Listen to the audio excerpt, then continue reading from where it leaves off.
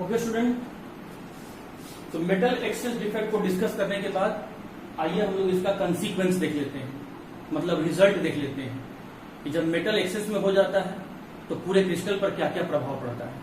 इसके लिए पहले दो बेसिक बात आपको याद रखना होगा। आप लोगों ने सेमी कंडक्टर का नाम तो जरूर सुना होगा, और अगर नहीं सुने हैं तो आप घबराइए नहीं। फिजिक्स वाले सर आपको इसी क्लास 12 में बहुत डिटेल से सेमी कंडक्टर के बारे में पढ़ाएंगे। मैं एक हल्का सा आपको सेमी कंडक्टर के बारे में आइडिया दे देता हूं। मैं अभी इस टॉपिक के बाद वापस सेमी कंडक्टर पर ही आऊंगा। ऐसे सब्सटेंस जो अपने अंदर से करंट को पास होने देता है उसे कंडक्टर कहते हैं, अपने अंदर से करंट को पास होने नहीं देगा इंसुलेटर कहते हैं। मैं फिर से बोल रहा हूं, जो अपने अंदर से वैसे सॉलिड सब्सटेंस जो अपने अंदर से करंट को फ्लो होने देगा, अपने अंदर से करंट को पास होने देगा उसे कंडक्टर कहेंगे, पास होने अगर नहीं देगा उसे इंसुलेटर कहेंगे। और सेमीकंडक्टर क्या होता है कि कुछ केसेस में करंट को फ्लो होने देगा और कुछ केसेस में करंट को फ्लो होने नहीं देगा, तो ऐसे सब्सटेंस को हम लोग कहते हैं सेमीकंडक्टर। आपको बात समझ में आ गया इतना? अब एक चीज और, सेमीकंडक्टर स्टूडेंट दो टाइप का होता है, N type semiconductor, N type semiconductor, और दूसरा होता है आपका पी टाइप सेमीकंडक्टर। एन यहां पर बता रहा है नेगेटिव चार्ज को, पी बता रहा है यहां पर पॉजिटिव चार्ज को। मतलब ऐसे समझिए, जब नेगेटिव चार्ज के फ्लो होने के कारण से करंट का प्रोडक्शन हुआ है तो ऐसे कंडक्टर को कहते हैं एन टाइप सेमीकंडक्टर। जब पॉजिटिव चार्ज के फ्लो होने के कारण से करंट का प्रोडक्शन हुआ है तो ऐसे कंडक्टर को हम कहते हैं पी टाइप सेमीकंडक्टर। इतना बात आपको समझ में आ गया? बेसिक बात इतना अगर आपको याद रहता है तो ये आपको मैकेनिज्म यहां वाला प्रोसेस समझ में आएगा। उसके बाद स्टूडेंट हम लोगों ने जब ट्रांजिशन मेटल डिस्कस किया था, डी ब्लॉक चैप्टर डिस्कस किया था, तो वहां पर दो वर्ड को हम लोगों ने डिस्कस किया था, डायामैग्नेटिक एंड पैरामैग्नेटिक। ये भी आपको फिजिक्स में आपको मैग्नेटिज्म चैप्टर में पढ़ाया गया होगा। डायामैग्नेटिक के बारे में हम लोग क्या बोले थे कि ऐसे सब्सटेंस जिसमें एक भी अनपेयर्ड इलेक्ट्रॉन नहीं है, ऐसे को हम लोग डायामैग्नेटिक कहते थे। और ऐसे सब्सटेंस जिसमें कम से कम एक अनपेयर्ड इलेक्ट्रॉन हो, ऐसे को पैरामैग्नेटिक सब्सटेंस कहते हैं।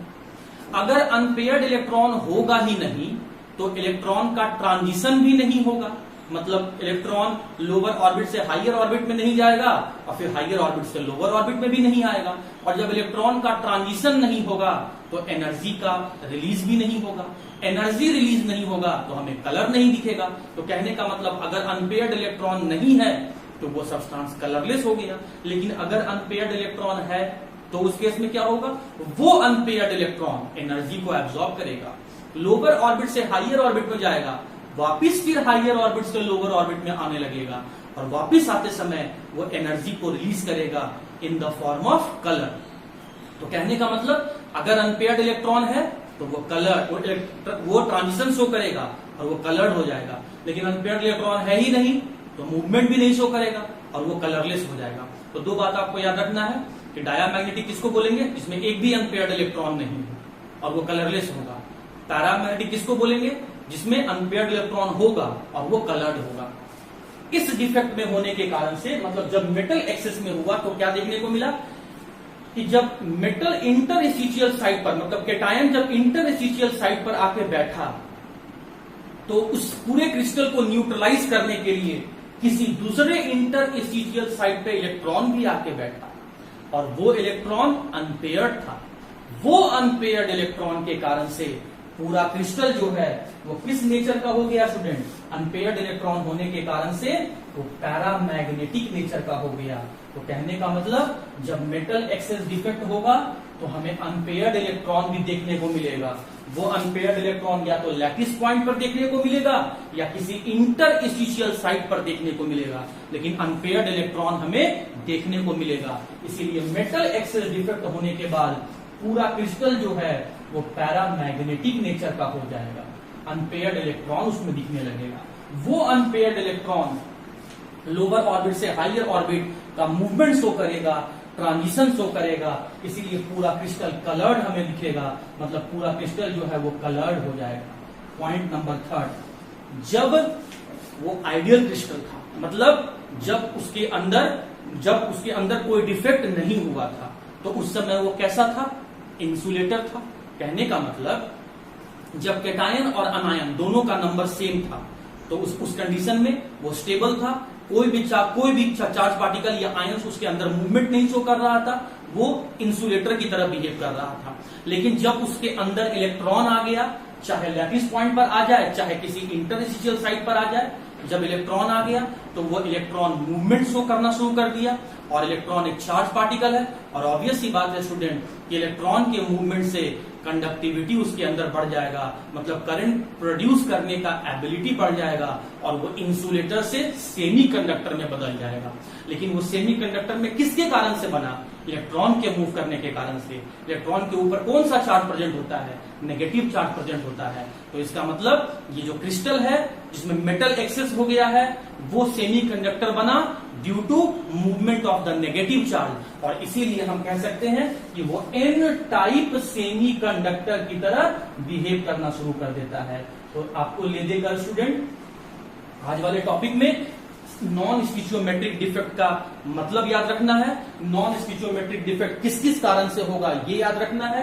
मेटल एक्सेस का 2 केस मैंने बताया कि जब अनायन गायब हो जाए या एक्स्ट्रा कैटायन किसी इंटरस्टिशियल साइट पर आके बैठ जाए। उसके बाद आपको याद रखना है कि फार्मो सेंटर क्या होता है, एफ सेंटर क्या होता है, सोडियम क्लोराइड का कलर क्या होता है, लिथियम क्लोराइड का कलर क्या होता है, पोटासियम क्लोराइड का कलर क्या होता है, जिंक ऑक्साइड का कलर क्या होता है, और फाइनली लास्ट में आपको याद रखना है कि जब मेटल एक्सेस में हो जाए तो उस पर पूरे क्रिस्टल पर क्या क्या प्रभाव पड़ेगा। तो अनपेयर्ड इलेक्ट्रॉन होने के कारण से वो पैरामैग्नेटिक हो जाएगा, उसी अनपेयर्ड इलेक्ट्रॉन के कारण से वो कलर्ड हो जाएगा, उसी अनपेयर्ड इलेक्ट्रॉन के कारण से उसका कंडक्टिविटी बढ़ जाएगा, इंसुलेटर से सेमीकंडक्टर बन जाएगा, और सेमीकंडक्टर में वो एन टाइप सेमीकंडक्टर बन जाएगा। तो उम्मीद करता हूं कि मेटल एक्सेस डिफेक्ट आपको समझ में आ गया होगा। अब हम दूसरा केस डिस्कस करने जा रहे हैं, जहां हम देखेंगे मेटल डेफिशिएंसी डिफेक्ट, मतलब मेटल इस बार कम होने वाला है। मेटल जो है वो इलेक्ट्रोपॉजिटिव नेचर का होता है, वो इलेक्ट्रॉन को लूज करके कैटायन बनाता है।